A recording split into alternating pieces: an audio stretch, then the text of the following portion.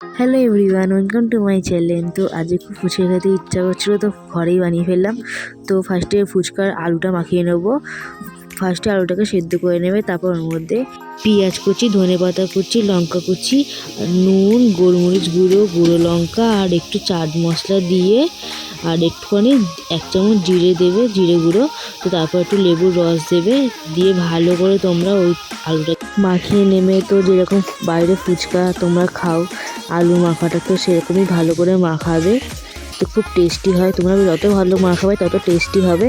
তো আমার মাখানোর ডান। তারপরে আর একটুখানি তেঁতুল অ্যাড করলাম, তেঁতুলের জল। তো তেঁতুল দিয়ে আবার ভালো করে মাখিয়ে নেবে।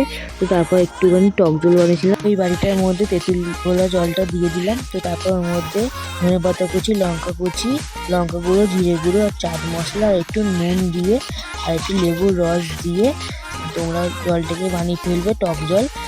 তো তারপর ফুচকা বানানোর জন্য আটা নিয়ে নেবো, 1 বাটি আটা, 1 বাটি সুজি দিয়ে আর একটুখানি তোমরা বেসন অ্যাড করবে।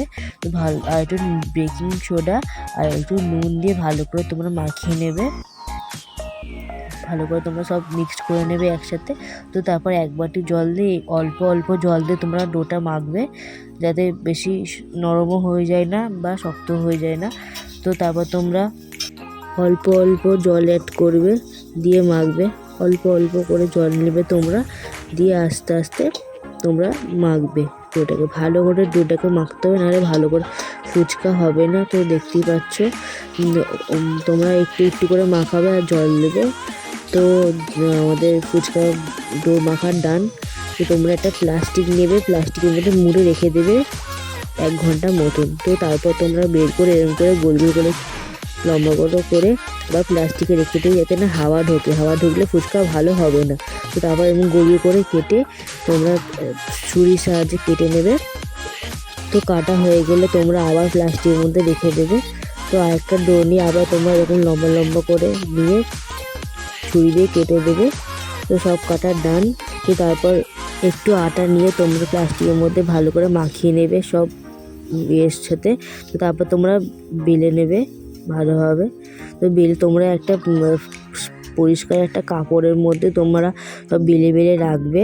তো আমাদের কাছে একটা গামছা ছিল, তো গামছা দিয়েছি। তোমরা গামছাটাকে শুকনো ব্যবহার করবে, যাতে এগুলো বিছিয়ে তোমরা ঢাকা দিয়ে রেখে দেবে, যাতে হাওয়া না ঢোকে। তো তারপর তোমরা একটা কড়াইয়ের মধ্যে তেল গরম করে নেবে। তেল গরম করে তোমরা একে একে সব ফুচকাগুলো যেগুলো বেলে রেখেছিলে এগুলো ছেড়ে দেবে। তো ছাড়া হয়ে গেলে দেখতেই পাচ্ছ কিরকম ফুলে উঠছে ফুচকাগুলো। তো তোমরা হালকা হাতে ভেজে নেবে, তেলটা যাতে গরম থাকে একদম ফুটন্ত, তাহলে ফুচকাটা ভালো ভাজা হবে, মচমচে, নাহলে ভাজা হবে না।